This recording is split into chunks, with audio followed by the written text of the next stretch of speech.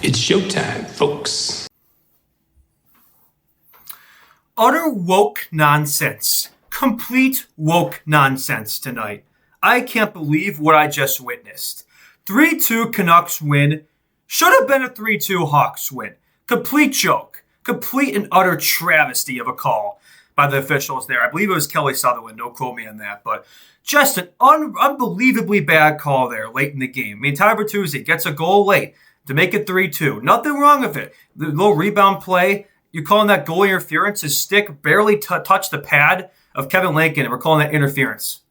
What is goaltending interference anymore? What is goaltender interference? It seems to be whatever we want to be. Goaltender interference is like the most subjective call in the game of hockey. I mean, it's different depending on the day of the week. So, unbelievable, man. I mean, I think this is a game the Hawks absolutely deserved. I think for the majority of the game, they're the better team and play better. I mean, not the first time we said that this year, right? Where the Hawks get nearly edged by one goal in either an overtime or late in the game and lose it. And not the first time, too, that's came at the hands of bad officiating. I wouldn't say this was as bad as the Montreal game, but actually, you know what? This may have been worse. This may have been worse than the Montreal game because, yes, in that game we took 10 penalties, but a lot of those were probably fair.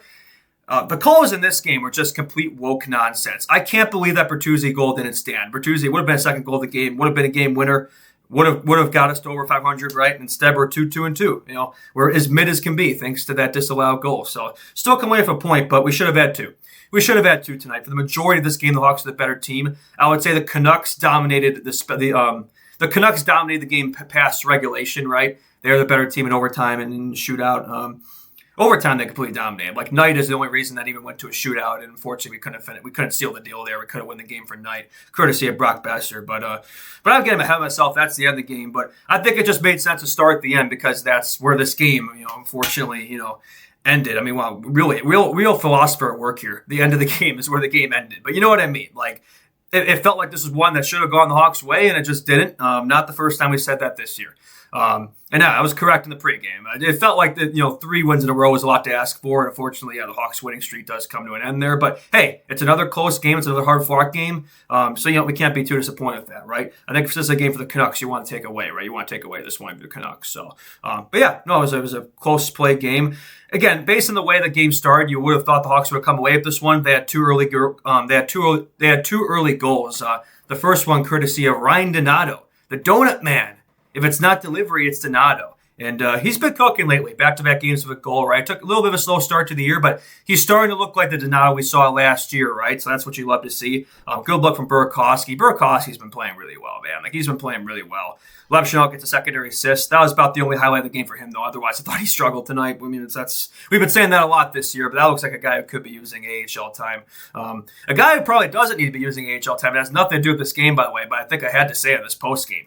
Oliver Moore. I mean, I don't know if you all have been paying attention. Oliver Moore's been absolutely cooking in Rockford. He had the game-winning goal in their game today. It was a beauty, an absolute snipe job. I believe he had 2 goals in the game. So every game he seems to be getting on the board. Looks a lot like how Frank Nazar did in Rockford last year. So that's pretty exciting, especially if the Hawks have been running 11 forward, 7D pretty much every game. So there's kind of already a spot there for Moore whenever the Hawks are, ready. I mean, obviously they're not going to rush the guy, but I mean, he already looks like an NHL player. Like, I don't get the sense he's going to be down there very long. I don't think he's going to be down there as long as Nazar was last year. So we get Moore called up here, and man, that's a pretty exciting precedent there. I think that's a guy that I think this team could use probably another, piece up front there on offense, especially another young core guy. And I think Oliver Moore up here would be absolute cinema right now. So, but we'll see. I'm sure they'll give that one time. But yeah, back to the game. I just went to Oliver Moore tangent for no reason. But back to the game. That was the first goal from Donato. Hawks' second goal came from Tyler Bertuzzi, net front. That's where Bertuzzi gets 99% of his goals, right? So second chance there, shot from the point from Rinzel. So he gets his first assist of the year. So love to see that. So Bertuzzi gets on the board. Back-to-back games of a goal for Bert. It took him a little while to get going this year, but last few games look pretty good.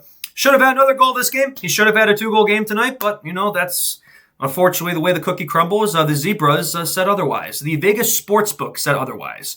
You can't beat Vegas, man. You can't beat Vegas. At the end of the day, they are the ones who have the cards in their deck. I know. I'm coping right now. I'm coping. I'm deluding myself. I know.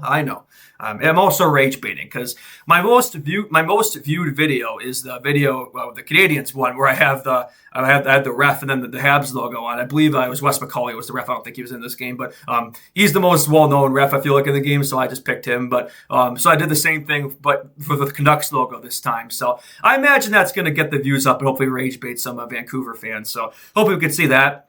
Canucks win the battle, but they don't win the war, which generally speaking is kind of the way that's gone for these two franchises. A pretty good rivalry back in the day, obviously the 2010s. This kind of felt like one of those 2010s games, man. Like it was pretty intense both ways. Pretty hard fought game, right? Ping pong game back and forth. Definitely some nerves, definitely some tension. You could see it, right, Bedsy? There's definitely some tension there for sure. A couple penalties. I thought they're both kind of. I mean, the first one was fair, I think, but the second one I thought was pretty soft on Bedsy. And there were a few moments I thought there were calls at him there were plays at him that could have been called, but Bedsy, he'll get called, but he doesn't get calls. I don't know what it is. It's anti-Bedard, anti-Hawks bias. You could call it a conspiracy theory, but how many times within like the last year have we seen that just so many calls go against the Hawks' way?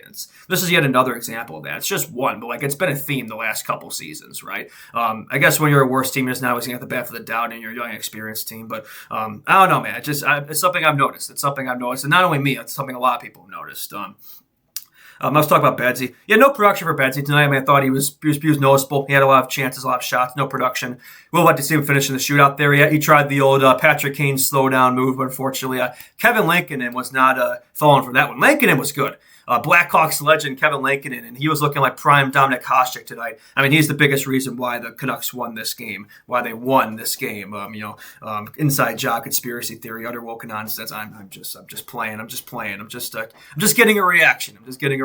I'm rage baiting. But yeah, Lankinen was good. 31 saves for him, right? Shots 33-32, so pretty close on both sides. But no, Lankinen was good for the Canucks. Biggest reason why they won this game. Goaltending was good both ways. Spencer Knight was good as well. He made a few big saves, especially in overtime. He made that sprawling save in Elias Pettersson there. So strong game from him as well. And yeah, second period. Unfortunately, the Hawks had a 2-goal lead. But as you know, the multi-goal lead, the 2-goal lead is the most dangerous lead in hockey. And unfortunately, the Hawks' 2-goal lead was gone pretty quick. And it's gone. So that was a shame. Jake DeBrusk had the first one for the Canucks, right? And then Max Sasson, with the pregame, I didn't even know who that guy was, but Max Sasson sassied his way to a second goal and tied up the game there. So nothing happened in the third period of note in terms of production. So that set the game to overtime, and shouldn't have, right? Because late there, Bertuzzi, should have ended the game. That late Bertuzzi goal should have ended the game. But apparently, just stuffing in a rebound, the crease, in your stick, breathing on the goalie's pad. Apparently, that's goalie interference. I mean, back in the day, I thought that was just good hard hockey, right? I mean, I've seen goals not called off that have had much worse goalie interference than that. Like goalie interference, like I guess you just can't even breathe the goalie now. It's like. It's not only not just being able to touch him, you can't breathe on him. So I don't know, man. It's just one of those things that it just feels like every year it's different, every game it's different, every situation is different. It's just one of those gray area calls that just still doesn't seem to have an obvious answer in terms of what direction they should go there. So that's a shame. You hate to see that. It's definitely frustrating. It felt like a game the Hawks should have won. This really felt like a game the Hawks should have won. I thought they played pretty strong today. Not perfect by any means. Not perfect by any means at all. I gotta say, Jeff Blashill's expression on the bench every time the penalties don't go the Hawks' way is hilarious. He has like that Jim from The Office camera look, especially that Bertuzzi goal late. He was like, "Huh? What?" He's like looking at the camera like he's breaking the fourth wall there. So I like that Blashill actually gives it back though. We've had a lot of Hawks coaches in the past who haven't given it back, who just kind of accepted these calls and haven't fought them. Blashill gives it back. Like if there's a call that he doesn't like he'll give it back to the refs. Like he'll argue his case. He did challenge that Bertuzzi goal. Unfortunately, the challenge didn't go the Hawks' way because of course it didn't. When do challenges ever go the Hawks' way? The answer is no, they never do. So it is what it is there. I mean, I'm not really sure what you could do about that. That's out of our hands, but it is what it is. It is what it is. Special teams were decent tonight. Pretty solid both ways, I would say. I mean, we had Bertuzzi, the Donato goal. Sorry, was a power play goal. So how many power plays did we have tonight? We were 1 for 3 in the power play, so 33%. Max Verstappen reference 33. And then the Canucks had 6 power plays because, of course, they did. They had 6 power plays. They went 1 for 6. So PK was good. They had double the amount of power plays because, of course, they did. But yeah, no, overall, again, I'd say, if you simulate this game 100 times, the Hawks win this game probably 90. But yeah, unfortunately, that's not the way the cookie crumbled tonight. But yeah, unfortunately, that was not the way it was meant to be tonight, I guess. Unfortunately, there were other plans at stake. So it is what it is. Still, strong game for the Hawks. I'm not going to complain too much about it. You still bring home a point, right? They're 2-2, 6 points. So are they still in a wild card spot? I actually wonder about that. I'm going to check that real quick. Hawks 2-2, 6 points. They're no longer in a wild card spot. Yeah, the Preds bumped them out. They have the same amount of points, one less game played. So the Utah. So But anyway, we're 6 games in the year. I'm not sure why I'm not even sure why I'm analyzing that like we're going to be in the playoff race. But hey, it's fun. It's fun. Even in October, hey, you'll stop the count, right? We're a playoff team right now. We're not, delusion. But playoffs. That's funny. I was pretty close to my score prediction, too. I believe it said 4-3 Nucks. It was 3-2. So, obviously, I'm not happy I was close to correct there. But, it is what it is. At least I was right about something. But we're close to right about something. But, yeah, I think that's going to do it for this one. Hawks next play on Sunday. I believe they play the Quack, the Anaheim Ducks. So, hopefully we can get back in victory lane on Sunday. That would be nice. But, yeah, I think that's going to do it for this one. Like and subscribe if you haven't already. If you're happy upon this video, be sure to share it around with your friends, family, pets, anyone. I really appreciate that a ton. I really appreciate the support. We've passed over 400 subs, so that means a ton. It really means the world to me. I appreciate it a lot, and yeah, a lot of fun stuff in the cards. So a long way to go here. We're only it's about the journey, not the destination. We got a long way to go here, so a lot to look forward to. So appreciate the support. All right, that's going to do it. I will see you all in the next one. Bye-bye.